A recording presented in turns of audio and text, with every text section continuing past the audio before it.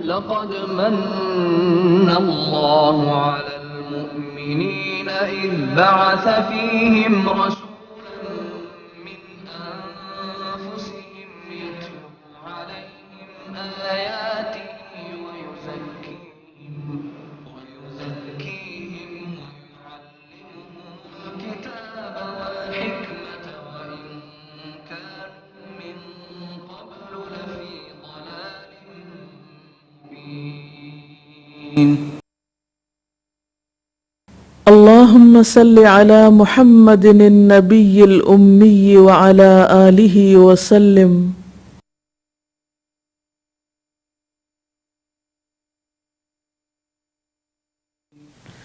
السلام علیکم ورحمۃ اللہ وبرکاتہ.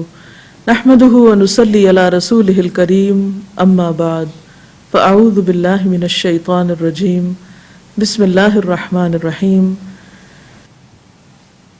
عن النعمان بن بشیر عن النبی صلی اللہ علیہ وسلم قال الدعاء هي العبادہ. رواہ ابو داود. سیدنا نعمان بن بشیر رضی اللہ تعالی عنہ سے روایت ہے کہ نبی کریم صلی اللہ علیہ وسلم نے فرمایا دعا عبادت ہے. اس حدیث سے ہمیں دعا کی اہمیت کے بارے میں پتہ چلتا ہے. دعا کا معنی کیا ہے؟ پکارنا. کس کو پکارنا؟ اللہ رب العزت کو پکارنا، اپنی مشکلات میں، اپنی حاجات میں. یہاں پر دعا کو عبادت کہا گیا ہے اس لیے کہ عبادت اللہ اور بندے کے اس تعلق کا نام ہے کہ جس میں کوئی تیسرا شامل نہ ہو. دعا میں جب انسان اللہ رب العزت کے سامنے اپنی حاجات رکھتا ہے، اپنی ضروریات رکھتا ہے، تو اس یقین اور امید کے ساتھ کہ وہ سننے والا ہے، وہ دیکھنے والا ہے، ہر چیز اس کے ہاتھ میں ہے، وہ پوری قدرت رکھتا ہے سب کام کرنے پر، اس کے لیے کسی بھی کام کا کرنا کچھ مشکل نہیں. وہ کن کہتا ہے تو مشکل سے مشکل کام بھی آسان ہو جاتا ہے. لہذا جب بندہ اپنے رب کے ساتھ ایک خاص تعلق میں، ایک خاص خشوع اور خضوع کے ساتھ رجوع کرتا ہے تو خواہ وہ ایک فارمل عبادت کی حالت میں نہیں بھی ہوتا تو بھی اس تعلق کے جڑنے کا نام ہی عبادت ہے. قرآن پاک میں اللہ سبحانہ و تعالی دعا کرنے کے لیے خود بندوں کو فرماتے ہیں وَقَالَ رَبُّكُمُ ادْعُونِي أَسْتَجِبْ لَكُمْ. تمہارا رب فرماتا ہے کہ مجھ سے دعا مانگو، میں تمہاری دعا قبول کروں گا.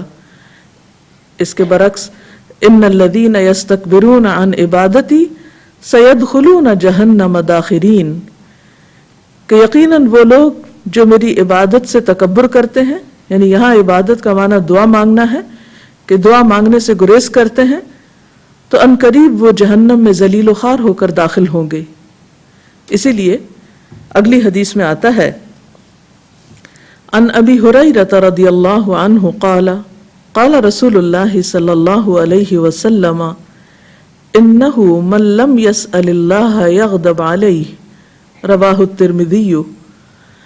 سیدنا ابو ہریرہ رضی اللہ تعالی عنہ سے روایت ہے کہ رسول اللہ صلی اللہ علیہ وسلم نے فرمایا جو شخص اللہ تعالیٰ سے سوال نہیں کرتا اللہ تعالیٰ اس پر غضبناک ہوتا ہے.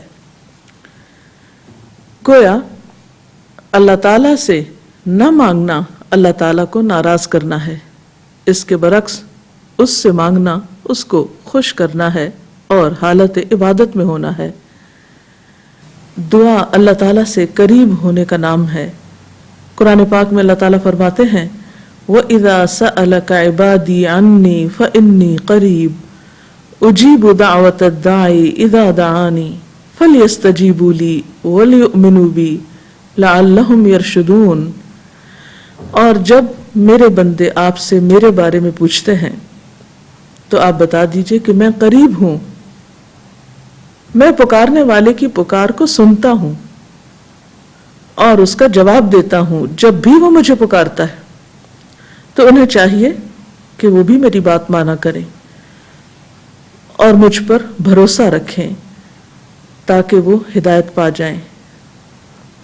تو اس سے پتہ چلتا ہے کہ بندہ اس رب کو پکارتا ہے جو دور نہیں، اس کو پکارتا ہے جو جواب دیتا ہے، جو قبول کرتا ہے اور کر سکتا ہے۔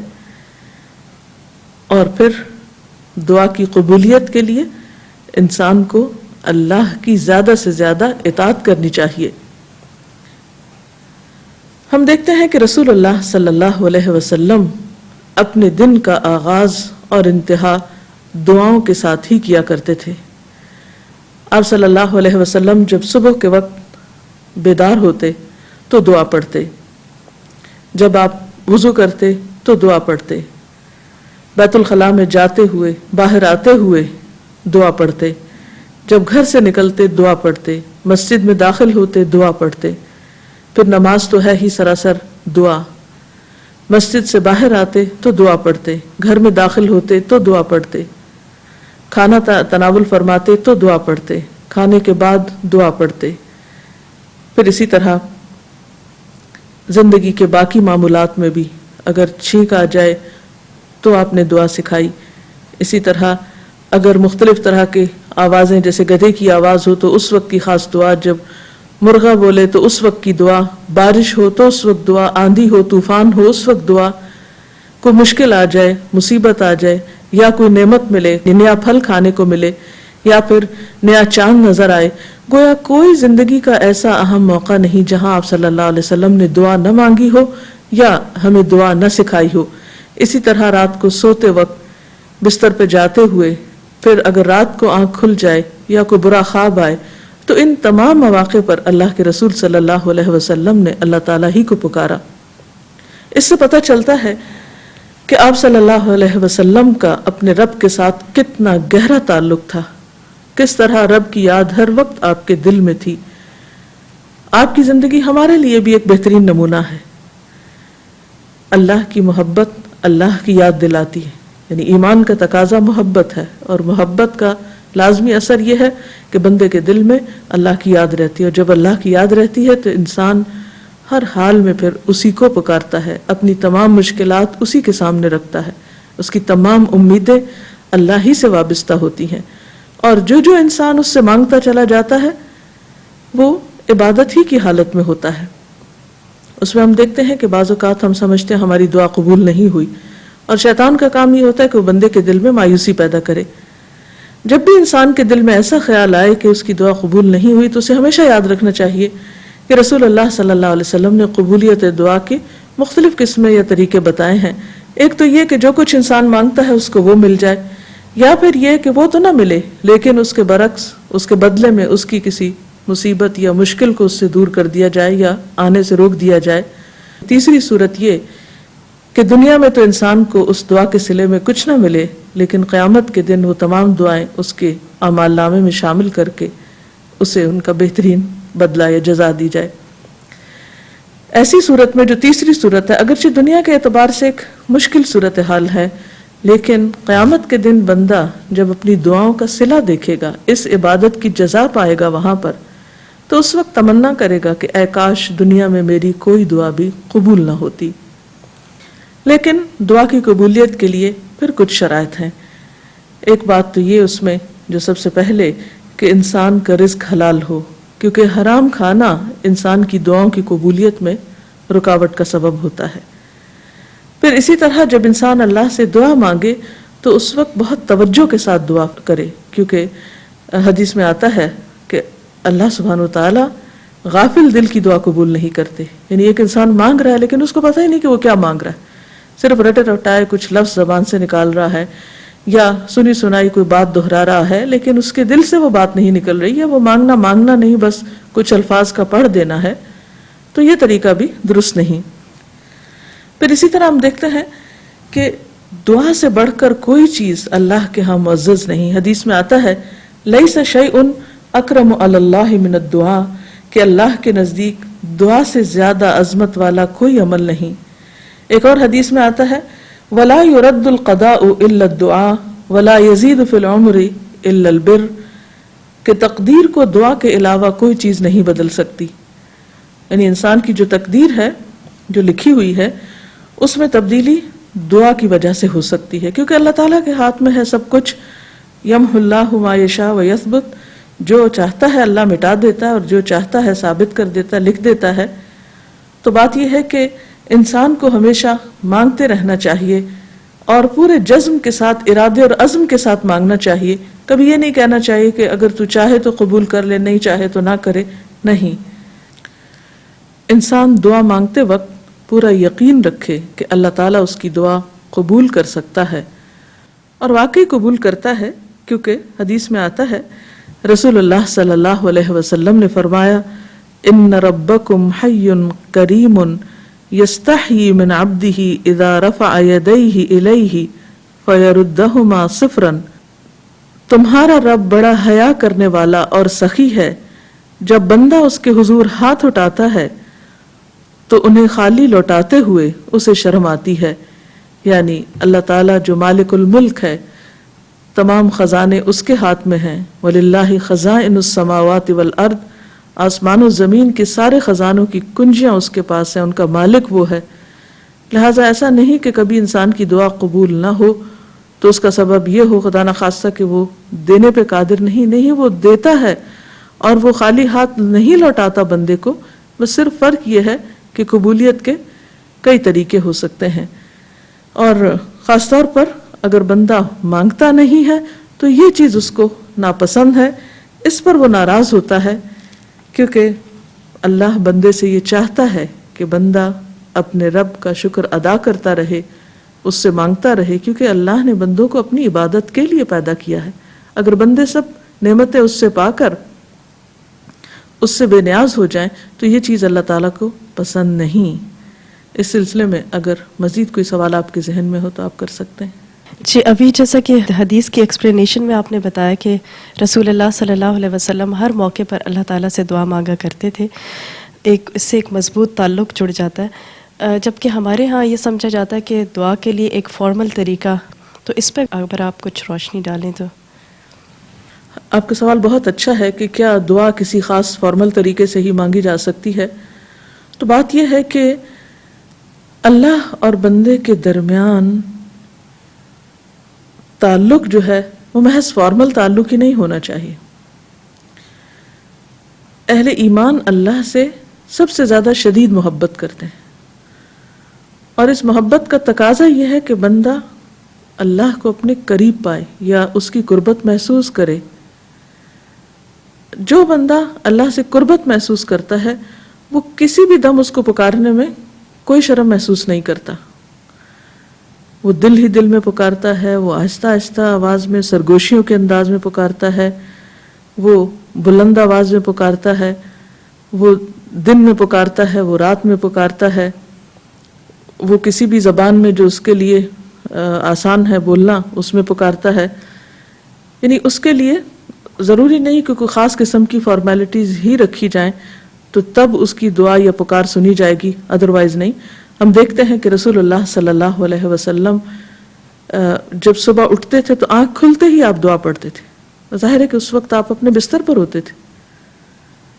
اگر اس کے لیے یہی یعنی دعا کے لیے مثلاً یہی فارمیلٹی ہو یا یہی طریقہ ہو کہ انسان کسی خاص مصلے پر کسی خاص سمت میں بیٹھ کر ہی دعا مانگے یا ہاتھ اٹھا کر ہی مانگے، تو اس طرح تو پھر دعا مانگنا بہت مشکل ہو جائے.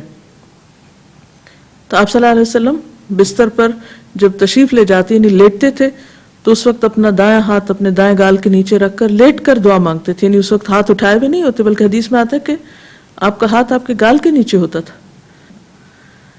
اور اسی طرح عین دنیاوی معاملات میں بھی اپنے گھر والوں کے ساتھ تعلق کے معاملے میں ہر موقع پر آپ نے دعا مانگی تو وہ دعائیں کسی فارمل انداز سے نہیں تھی کہ ان کے اول آخر کچھ پڑھا گیا ہو یا کسی خاص جگہ پر بیٹھ کر ہی یا خاص انداز سے ہاتھ اٹھا کر ہی نہیں. آپ ہر حال میں اپنے رب کو پکارا کرتے تھے. حدیث میں آتا ہے کان یذکر اللہ فی کل احیانی، کہ آپ ہر حال میں اللہ کا ذکر کیا کرتے تھے، اور ذکر کی ایک افضل ترین اور بہترین شکل دعا ہے. جیسا کہ ہم سب جانتے ہیں کہ ہمارے معاشرے میں ذہنی پریشانیاں بہت زیادہ عام ہیں، اور ہم دیکھتے ہیں کہ سٹڈیز یہ بات ثابت کرتی ہیں کہ پاکستانی معاشرے میں ذہنی تناؤ جو ہے وہ بڑھتا جا رہا ہے. کیا آپ یہ سمجھتی ہیں کہ دعا کے ذریعے سے اس ذہنی تناؤ کا جو ریشو بڑھتا جا رہا ہے اس کو کم کرنے میں کوئی مدد مل سکتی ہے، یا ایک یہ پاورفل ٹول ہو سکتا ہے اس سارے سینیریو کو بہتر بنانے کے لیے؟ جی یقینی طور پر، اس لیے کہ ہم دیکھتے ہیں کہ قرآن پاک میں اللہ تعالیٰ فرماتے ہیں الا بذکر اللہ تطمئن القلوب، سنو اللہ کے ذکر سے دلوں کو اطمینان ملتا ہے۔ جیسا کہ ہم جانتے ہیں کہ ہمارا وجود محض ہمارے ہڈی گوشت پر ہی مشتمل نہیں، بلکہ ہماری روح کے بھی کچھ تقاضے ہیں، اور ہماری روح اس بات کا تقاضا کرتی ہے، ہمارے اندر کی فطرت اس بات کا تقاضا کرتی ہے کہ ہمارے سامنے ایک ایسی ہستی ہو کہ جس کو ہم اپنا ہر دکھ سنا سکیں، جو ہماری ہر طرح سے مدد کر سکے، جو واقعی طاقتور ہو، پوری قوت والی ہو۔ تو یہ کمی کون پوری کر سکتا ہے؟ انسانوں میں سے تو کوئی نہیں کر سکتا، مخلوق میں سے تو کوئی نہیں کر سکتا، یہ صرف خالق ہی ہو سکتا ہے جو ہر چیز پر قادر ہے۔ قرآن پاک میں بے شمار دفعہ آتا ہے ان اللہ علی کل شیء قدیر، بے شک اللہ تعالیٰ ہر چیز پر قادر ہے، اور اس قدرت میں یہ بھی ہے کہ وہ کسی بھی دکھ، تکلیف اور پریشانی میں انسان کی مدد کرے۔ کمی اصل میں ہم میں ہوتی ہے، ہم مانگنے کا حق ادا نہیں کرتے، ورنہ اس کے دینے میں کمی نہیں۔ اللہ کے نیک بندے جب مانگتے تھے تو ان کے مانگنے میں کبھی مایوسی نہیں ہوتی تھی۔ حضرت زکریا علیہ السلام جن کو ایک لمبے عرصے تک اولاد نہیں ملی تھی، تو وہ کبھی بھی مایوس نہیں، وہ کہتے ہیں لم اکم بدعائک ربی شقیا، اے رب تجھ سے دعا مانگ کر تو میں کبھی بھی نامراد رہا ہی نہیں۔ حالانکہ اگر ظاہری طور پر دیکھا جائے تو ایک لمبے عرصے تک جبکہ ان کی اپنے بال سفید ہو گئے اور ان کی اہلیہ جو تھی یا بیوی جو تھی وہ بالکل بانجھ ہو گئی تھی اور بہت بڑھیا ہو گئی تھی، اور بظاہر کوئی امکانات نہیں تھے کہ وہ بچہ پیدا کر سکے، لیکن اس کے باوجود وہ اتنی مثبت سوچ کے ساتھ اور اتنے یقین کے ساتھ دعا کرتے ہیں کہ یا رب میں نے تو جب بھی تجھ سے مانگا ہے تو نے دیا ہے، تو یہ بھی دے سکتا ہے۔ تو ہمیں کسی بھی قسم کے حالات ہو، کسی بھی قسم کی پریشانی ہو، ذہنی ہو، مالی ہو، کوئی بھی دکھ تکلیف ہو، اس میں پورے یقین کے ساتھ دعا مانگنی چاہیے، کیونکہ اللہ تعالیٰ واقعی سب کچھ کر سکتا ہے۔ اور ہم دیکھتے ہیں کہ جو لوگ واقعی ذکر سے کام لیتے ہیں وہ نسبتاً کم ذہنی پریشانیوں کا شکار ہوتے ہیں۔ ایک تو ہوتا ہے وظیفے کے طور پہ ذکر کر لینا، بغیر سوچے سمجھے بس کچھ عدد پورا کرنے کے اوپر توجہ رکھنا اور اس کے جو روحانی اثرات ہیں وہ قبول نہ کرنا، نہیں، بلکہ اس میں جیسے قرآن پاک میں آتا ہے وَاسْتَعِينُوا بِالصَّبْرِ وَالصَّلَاةِ، صبر اور نماز کے ساتھ مدد لو۔ نبی صلی اللہ علیہ وسلم ہر مشکل وقت میں اللہ تعالیٰ کی طرف لپکتے تھے نماز کے ساتھ۔ حدیث میں آتا ہے اذا حزبہ امر فزع الی الصلاۃ، کہ جب کوئی مشکل وقت آتا فوراً نماز کی طرف لپکتے۔ یعنی صرف بیٹھ کے بھی آپ دعا کر سکتے ہیں، لیکن نماز پڑھ کر خاص طور پر نوافل کے ساتھ آپ خصوصی نماز کے ساتھ اللہ تعالیٰ کے سامنے اپنی حاجت رکھ سکتے ہیں اور دعا کر سکتے ہیں، اور یقیناً سننے والا ہے، اور ہر طرح کی مشکلات میں دعا فائدہ دیتی ہے۔ ایک حدیث میں آتا ہے کہ دعا ان مصیبتوں میں بھی فائدہ دیتی ہے جو اتر چکی ہوں، اور ان میں بھی فائدہ دیتی ہے جو ابھی اتری نہ ہوں، یعنی آنے والی مشکلات اور مصیبتوں کی بھی پیش بندی دعا سے ہو سکتی ہے۔ بعض اوقات ہم ایک دعا مانگتے ہیں لیکن وہ بالکل روٹین میں ہوتا ہے، عادت کے مطابق ہم مانگ لیتے ہیں، لیکن اس کے اندر وہ خشوع کی کیفیت نہیں ہوتی۔